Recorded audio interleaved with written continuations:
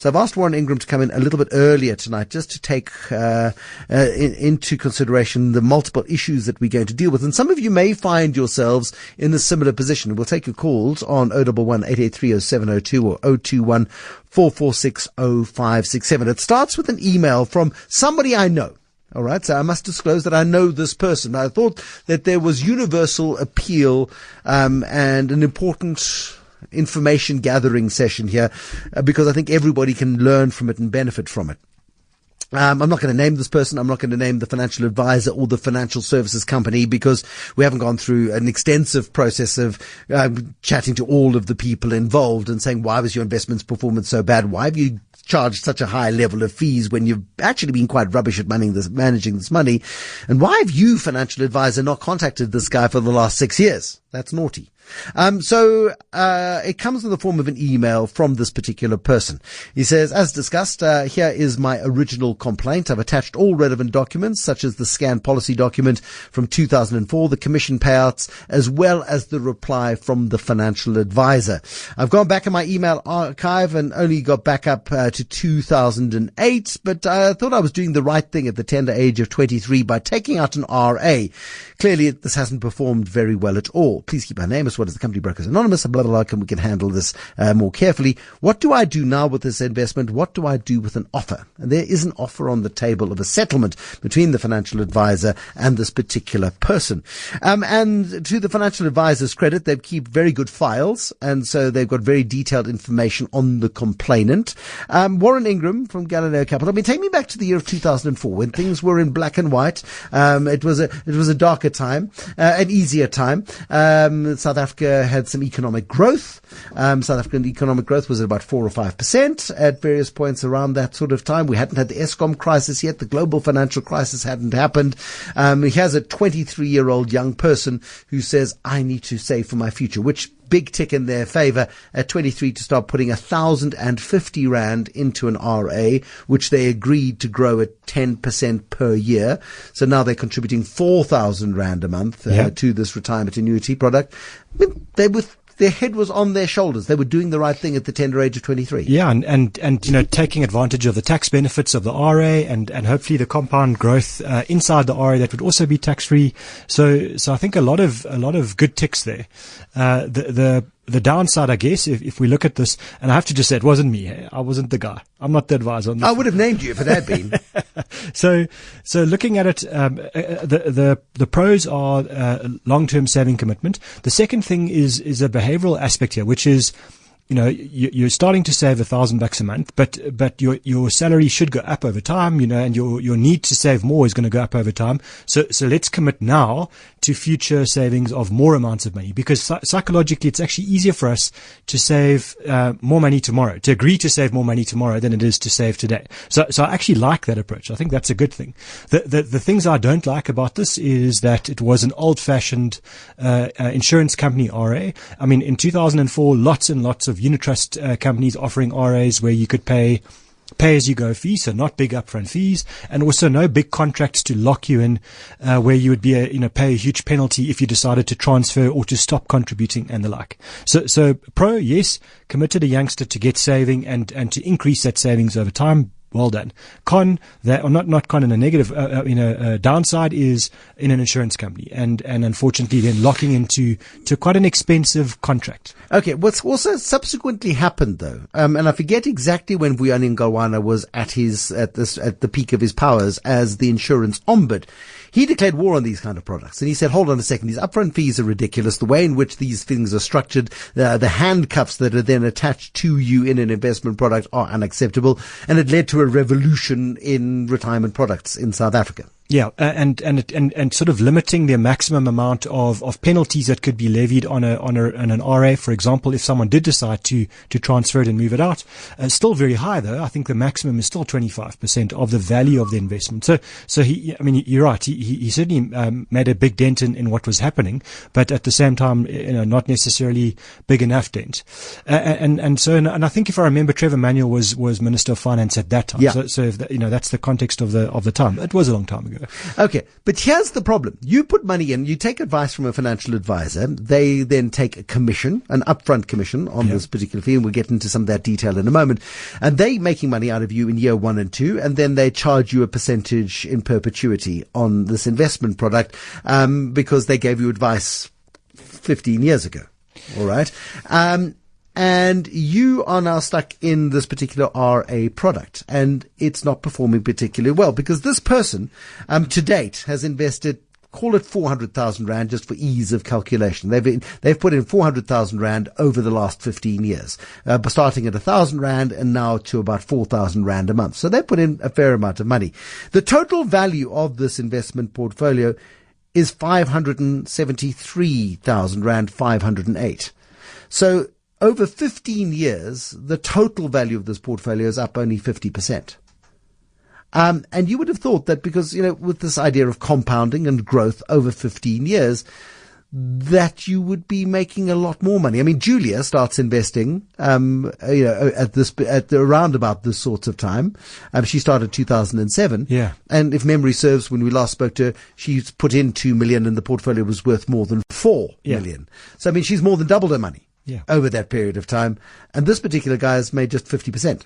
Yeah, and I think there's a bit of maths here, a bit of to understand around this. Is in the early days he's putting in 1,000 Rand, right, and then it goes up to 1,010, sure. and so I think the bulk of the 400,000 contribution is actually more later on. Fair enough. So there's a time value of money thing around this, but certainly the high costs of that insurance company RA, and then the discounting of the upfront commissions to the insurance agent and the insurance company itself taking a lot of the income or the expenses discounted right up front. That's the problem. That's why we don't like insurance company RAs, is for exactly the fee issue. So the fees become, I don't want to say good, because it's hard for me to say that, but they become lower as a proportion of the value of the whole thing the longer you go on an investment like this. Okay, so this friend of mine then doesn't go to the financial advisor. He's very grumpy. He wakes up one day and he realizes he's not been paying attention. So bad person for not paying attention. He's not been looking after his money. He's being allowed, the debit order's gone off month after month after month, but he's done what I suspect most people do, and that's kind of just parked it. I'm taking care of myself for the future. I don't need to worry about it. Yeah. Larger and larger amounts of money coming out of my account every single month. It must be growing. And he ignores it. Yeah. Fire and forget. And then wakes up one day and goes, hold on a second, but this is rubbish. Yeah. And he's cross. So he doesn't go to the financial advisor. He goes to the long-term insurance ombud and he files a complaint. And the financial advisor then writes an email to this particular person and says, it's certainly been a while. I'm sorry you felt the need to communicate with me via the ombud. So quite grumpy. Yeah. I mean, you could have come to me directly, but there's a purpose for the ombud, and then goes and details the relationship between them. And we emailed you on this date, you didn't respond. We come back to you, you then agreed to do this. You didn't come to this meeting, you skipped this, you did this. Remembering that this is a 23-year-old man-child, not particularly responsible, but not responsive. And didn't really do all of the good things. And so when you start reading the letter from the broker, I nearly mentioned the name and I promise not to, from the broker, you start feeling sorry for the broker because you say, this is a naughty boy, who has agreed to do something and he's not complying with the very basics of being an adult. And that is making sure that you communicate with your financial advisor, making sure that you respond when your advisor talks to you, being responsive and adult about your investments. And so if one was to levy a criticism at my friend, one could say you were a naughty boy, especially in the early days. Yeah. So I feel, again, I think there's two sides to this. One is that he took the big decision and the financial sacrifice on the monthly basis and then over long periods of time to save for his future. So well done on that side. And then sort of mentally, I guess, abdicated responsibility for that for the next, 12 or so, 15 years. Yeah. And that's the part that interests me. It's a bit, I'm trying to think of analogies, because it's a bit like going to a doctor and the doctor says, look, you might be prone to high blood pressure. So, eat properly and do a bit of exercise. And then the doctor phones you a year later and says, look, let's just come in for a checkup. Let's just check, let's see what you're doing. And you don't pitch up for the appointment, and then you kind of just carry on. So in the financial advisor's defense, I mean, there is evidence here that they did make contact, and they did, for a period of time. Yeah, for a period of time. But for some reason, that communication stopped in 2012. From 2005, our records indicate that our training director was in contact with you at least once or twice every year until 2012. There's no evidence of any replies to those emails or a request from you for additional financial advice. And again, this particular financial advisor covering themselves. So they've got a good record system that says you've not been responsive to us, so we know that we spoke to you until 2012. But in 2012, they stopped trying. Now, what is the responsibility of the financial advisor? Does the financial advisor keep having to shout down into the empty drain at somebody who's not responding to them? Because it seems unreasonable. If I keep phoning you and you don't phone me back, at some point I get bored. Well, my view there's going to be a legal responsibility, and then there's the ethics and the morals of this. And so on all counts, the advisor is obliged to make contact with their client once a year and to try and do a review with that client of what's going on with the investments, and actually then try and do the broader, mandate in terms of saying, you've got this one thing, but, like what's going on in the rest of your life, and are you doing adequate provision for whatever's going on with your whole financial position? Are you now married, and have you got kids, and whatever the deal is? And so, I mean, and the advisor's kind of owning up to the fact that they haven't done that since 2012. So in my view, if I'm trying to contact someone and I'm trying to deal with them and they are a client of mine and they're not engaging, then what I do is I write an email to them, hoping that because I guess you would expect the email would bounce back if the email address didn't exist anymore. But I would be writing to them and to the product provider to say, I'm no longer this person's advisor. I'm resigning because I have a duty of care that I can't now exercise, and therefore I can't be the advisor, and I can't be paid on an ongoing basis to do a job I can no longer do. And that's the part that's worrying me here, is kind of post 2005, 2006, where the relationship just goes to one-sided, where the person's just sending emails, the advisor's sending emails. That's the part I don't like, because they should have resigned. But the direct deposit, the direct deposit is going in. They are making an effort to make contact, and the client is not responding.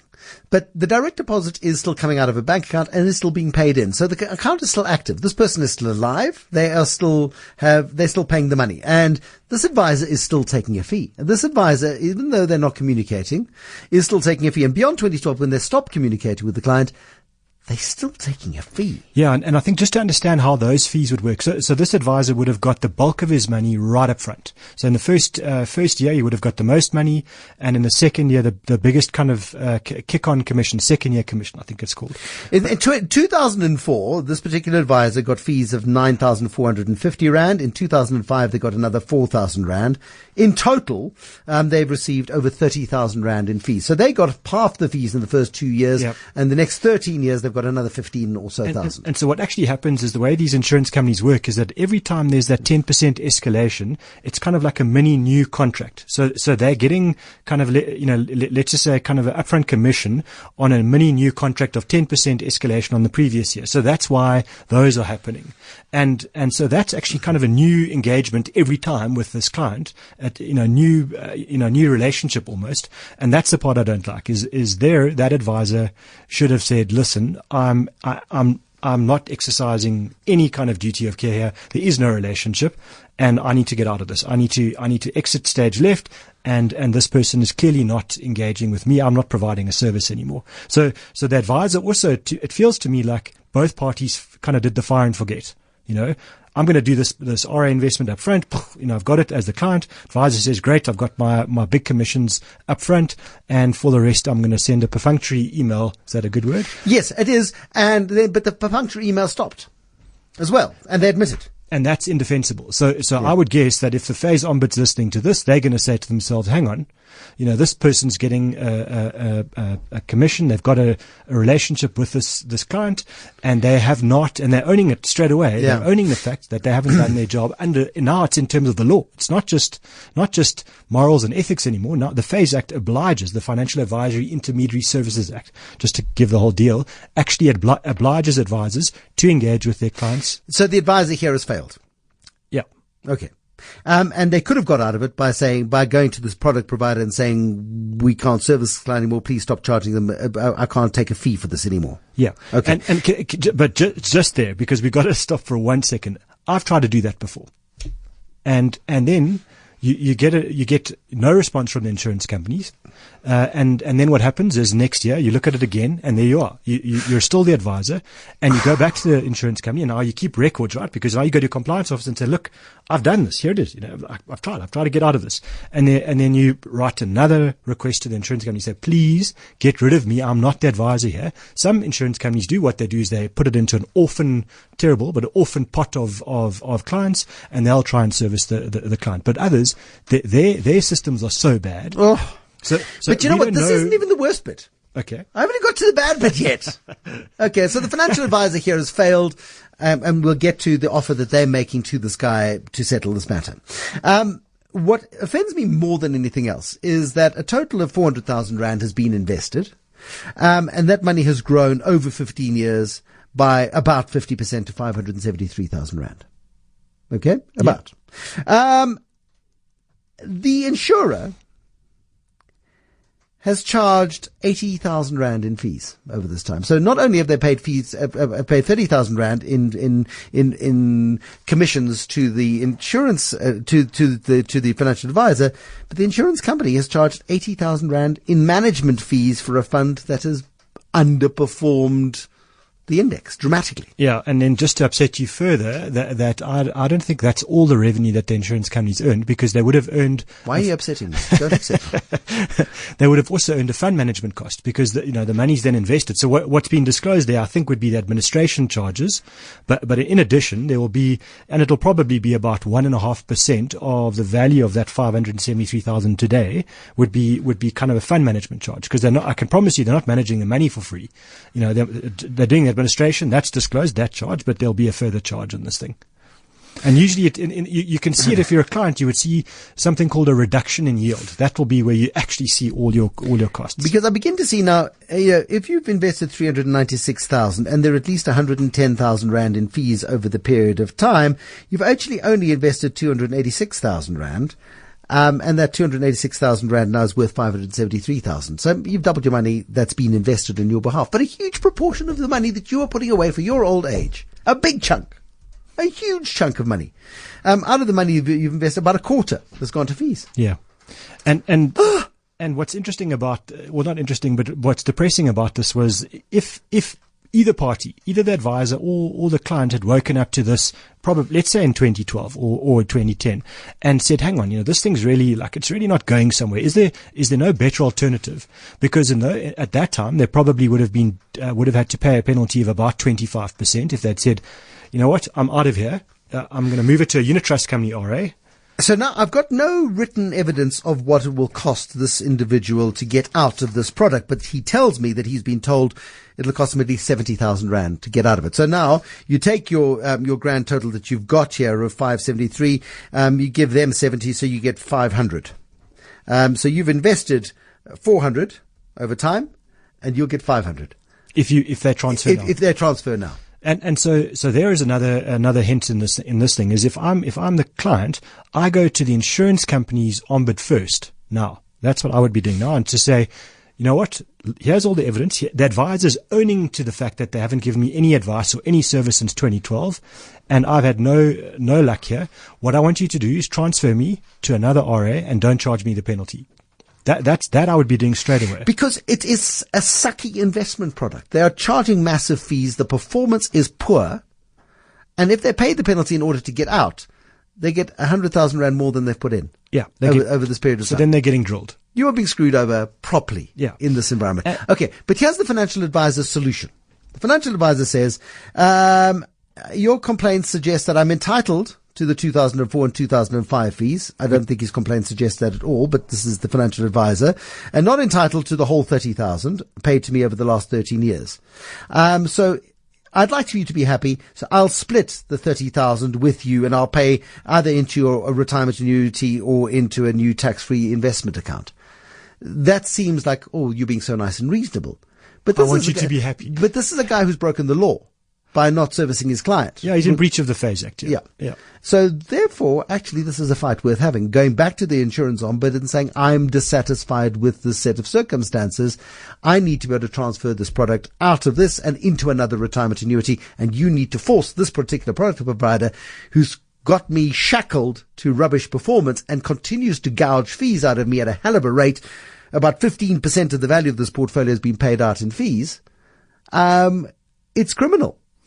So my suggestion always in this instance is just to understand the process here. So if you don't want to deal with that advisor, let's just say you're really irritated in this instance, justifiably really irritated with the advisor, then the first step would be to go to the insurance companies. So in this insurance company, XYZ's, their own ombud, because usually what they do is they actually appoint a pretty strong independent person who's got a good legal background and often a very good insurance background and approach that ombud first and say, this is the deal. Here's all the correspondence. I'm not happy. You need to help me out. This is what I want to do. And I feel that often there would be quite a good response. It would be quite quick to get this resolved. So you can go back to the insurance company, even though you've gone to the long-term insurance ombud. You've sort of skipped a whole bunch of processes. You've gone straight to the long-term insurance ombud, to complain. You can go back to this particular company and say, are you guys willing to help me out? Let's fix this. This is not a great situation. It's not a reflection on them. It's not a good reflection on anybody in this deal. And often they'll be more reasonable in this. And that ombud that's not an employee of that company. So that ombud is kind of being paid a fee to stand there and stand judgment first. And where do they move the money to? Well, I think a couple of things. One, that move it to a unit trust company's RA would always be my advice, because there the fees, number one, are incredibly transparent. You actually see every single month what your fees are. And if you decide for whatever reason to stop contributing because you get retrenched or whatever, there's no penalty. And if you then just leave that RA until you're age 55, then you're not being penalized the value of your fund. Yes, you're paying an administration fee and a fund fee, but that's the deal to me, is that this should be in a unit trust RA. Okay, so don't accept the financial advisor's deal, or do you? Do you take the 15 grand from them and ask them to top it into your RA, then go to the insurance company and saying, you guys have screwed me over with rubbish performance, set me free. If you love me, set me free. If I'm truly yours, I'll come back to you. I won't, but I mean, my thing is, I wouldn't take a deal now. I wouldn't take that deal now, because I think that might be some kind of a full and final settlement or something like that. And I would be fighting this with the insurance company first, because I suspect the FASE ombud's going to say, have you gone through a process? Have you? I mean, it stresses a really important couple of points just to wrap up. You have a responsibility to your future self to ensure that when you buy a product, you buy the correct product and that you get the right advice to buy the right product. And I know it's confusing and it's hard, but you also have a responsibility to keep an eye on it, to force the hand of the advisor, to push hard on the advisor when you believe they're gouging fees and they're not giving you the service, to nail them swiftly and quickly, not wait 15 years to look for, because actually, if he dealt with this 10 years ago, he could have been in a different RA environment altogether, and this money could actually be worth $1 million with proper management rather than this paltry amount of money that it is now. Yeah, 100%. Take responsibility for yourself. Bad situation. Bad situation. Lots of failures, but ultimately we side on the side of the client in this particular case, because the I's have not been dotted and the T's crossed. Yeah, and I mean, as an advisor, I mean, surely this is a heck of a lesson. Don't just take thousands of clients, charge them big upfront fees, and accumulate a nice big base and brag about how many thousands of clients you've got. Isn't that where it works? I mean, that's not. That's bad. That's bad. This is not my industry. This is the history of my industry, of bad people doing bad stuff. Warren Ingram, Galileo Capital. I hope those are good lessons learned.